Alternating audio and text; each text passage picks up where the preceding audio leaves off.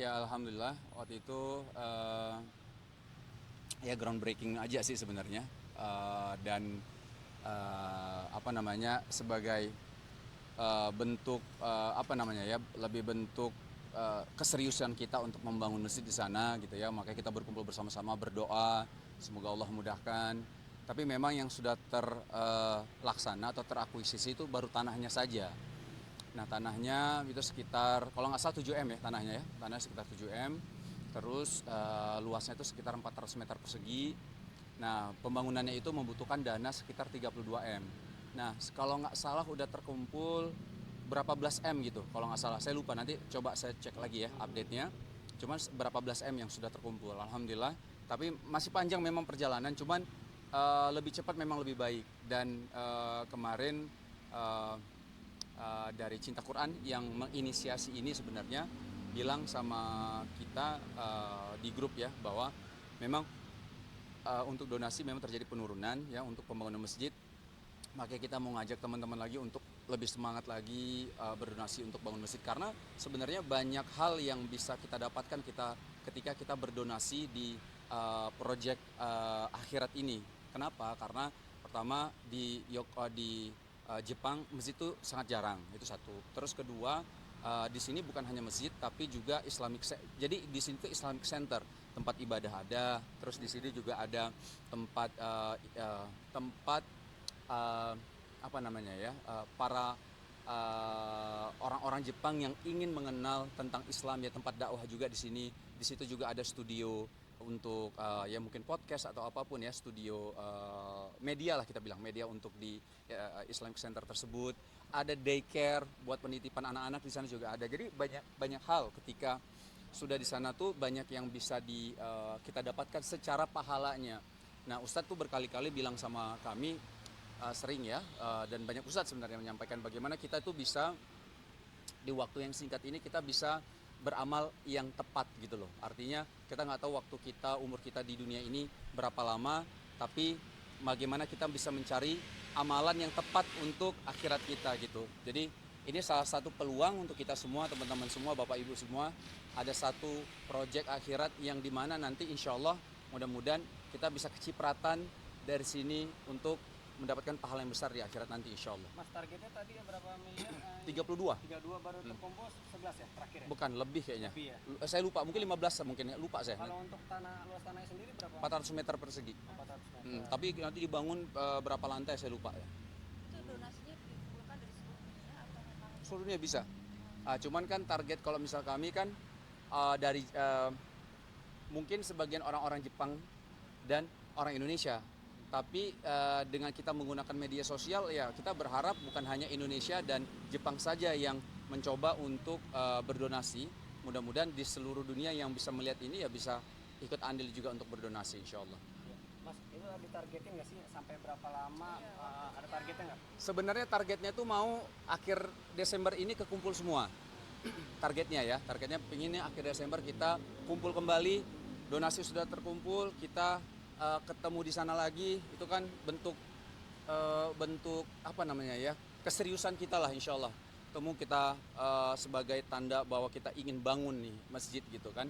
Dan memang sangat transparan, dana terkumpul berapa segala macam gitu, itu insya Allah transparan sekali. Kalau itu ide awalnya dari siapa sih Mas? Mungkin Saya kurang tahu karena bukan saya ya, inisiasi bukan. Saya hanya mensupport saja sebenarnya. Jadi poinnya ada kita bilang pengurus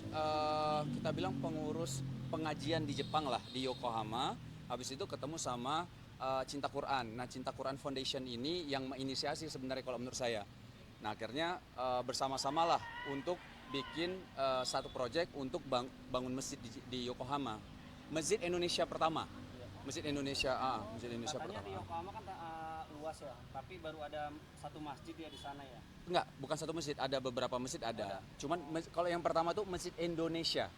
Kan kayak di Tokyo ada Masjid Indonesia yang di Tokyo, ini Masjid Indonesia yang ada di Yokohama. Tapi bukan hanya orang Indonesia yang boleh masuk ya.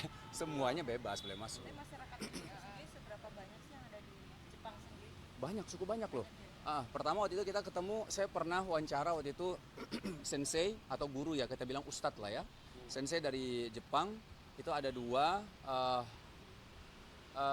astagfirullahaladzim, saya lupa ya. Pokoknya ada 2 sensei, ada dua ustadz yang kami wawancara, interview waktu itu di podcast, dan beliau bilang bahwa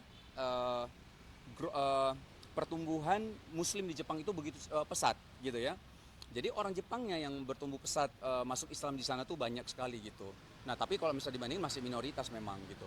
Nah kalau dibilang berapa tadi berapa apa tadi? Berapa banyak sih pertumbuhan masyarakat? Kalau pertumbuhan besar, cukup pesat lah. Kalau dibilang pertumbuhan ya untuk pertumbuhan ya, itu cukup pesat. Tapi kalau untuk jumlah itu memang masih minoritas lah kalau di sana. Iya. Tentang ini dong, Siren suka bikinin cemilan nih buat Mas Wisnu. Ah. Anak-anak itu emang sudah apa namanya setiap hari atau emang ada jadwal-jadwal atau seperti apa, Pak? Ya Shiren memang kan belajar bikin kue, masak gitu ya.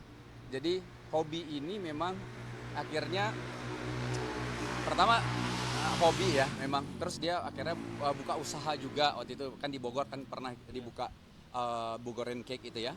Terus ketiga memang suka banget bikin makanan-makanan. Habis itu sharing memang di media sosial siapa yang mau bikin ala Shiren lah kayak gitu. Terus ya testernya ya kami. Suami sama anak-anak gitu kan. Tapi alhamdulillah masya Allah enak sih. Kalau misalnya kayak kemarin dibikinin pizza. Nah pizzanya itu memang karena saya suka banyak keju ya. Jadinya saya suka banget sama yang dibikin sama Shiren. Dan makanan-makanan lain yang dibikin Shiren, alhamdulillah sejauh ini sih jarang gagal sih. Jarang gagal ya masya Allah tabarakallah. Tapi memang kalau misalnya ini saya bilang, ini ada kurang yang ini ada kurang ini kayak gitulah. Kasih masukan buat Shiren gitu. Kalau saya segala sesuatu yang banyak kejunya memang. Jadi kayak misalnya pizza keju ditebelin maksudnya dibanyakin kejunya. Terus misalnya bikin lasanya, terus dibanyakin juga kejunya misalnya kayak gitu kan. Terus apapun lah. Nah alhamdulillahnya Shiren bukan hanya bisa bikin yang manis-manis maksudnya kayak kue segala macam, tapi juga bisa bikin yang asin-asin ya makanan gitu segala macam bisa juga. Masih belajar sampai sekarang. Tapi senang aja saya ngelihat, maksudnya intinya gini, Shiren bukan orang yang jago masak, tapi belajar masak saya senang gitu ngelihat istri yang bisa masak tuh senang ya gitu ya. Walaupun yang nggak bisa masak nggak kenapa-napa juga gitu loh. Intensitas buat bikin cemilan dalam seminggu mungkin berapa kali sih? Ya karena cemilan ya jadi 9 kali ya, karena cemilan kalau 10 ya 10 ya. Ya enggak, kalau itu lagi waktu bebas aja. Nggak kita suruh bikinin dong gitu. Tapi saya suka kirim-kirim di Instagram tuh DM-in Shiren lagi enak di makanannya kirim ke Shiren. Sayang bikinin dong gitu kan. Tapi memang lebih kebanyakan iyanya. Dibikin mungkin berapa kali. Kayak gitu sih. Yang kemarin juga ada postingan abang antar anak-anak sekolah ya. Iya. Ya itu setiap hari atau gimana tuh Bang? Kita memang mengusahakan ya aku sama Shiren tuh ngantar anak-anak ke sekolah. Maksudnya tapi nggak pasti kita anterin nggak gitu ya, tapi kita mengupayakan ketika memang pas saya sama Shiren, misalnya saya anterin karena Adam sama Hawa anak saya pertama sama kedua itu kan satu sekolah. Jadi kalau saya nganterin ini, biasanya Shiren anterin anak ketiga karena beda sekolahnya gitu. Nah kalau tadi pagi kebetulan Shiren yang antarin anak ke satu kedua gitu. Nah saya anterin anak yang ketiga. Nah anak ketiga ini memang suka naik motor. Nah saya bilang, maksudnya naik motor ya udah naik motor sama saya pakein helm gitu ya, masih kecil sih. Jadi ya sukanya di depan kena angin segala macam gitu sih.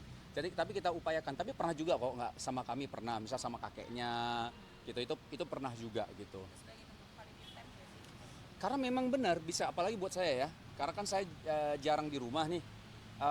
Itu bentuk quality time benar juga karena kayak misalnya lagi di mobil itu kan ada waktu mungkin setengah jam sampai 45 menit di perjalanan. Nah itu saya bisa ngobrol tuh sama anak-anak, ngomong apa, bercanda segala macam. Tapi kadang-kadang cerita apa gitu yang dimana bondingnya mudah-mudahan bisa jadi dapat antara saya sama anak gitu.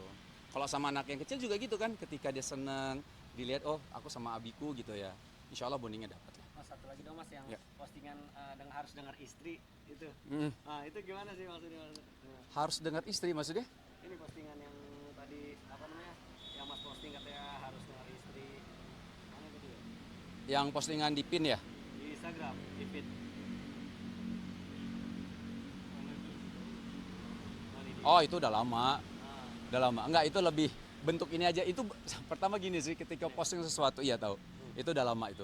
Jadi jadi gini, Intinya saya belajar jadi suami yang baik. Ketika memposting sesuatu, poinnya lebih ke bagaimana itu nasihat untuk diri saya dulu pertama gitu ya. Bagaimana mudah-mudahan saya bisa menasihati diri saya sendiri. Terus kedua, sharing aja ke teman-teman. Siapa tahu bisa mau ikutin, silakan ikutin gitu. Enggak, tapi bukan yang kalian harus kayak gini, enggak kayak gitu.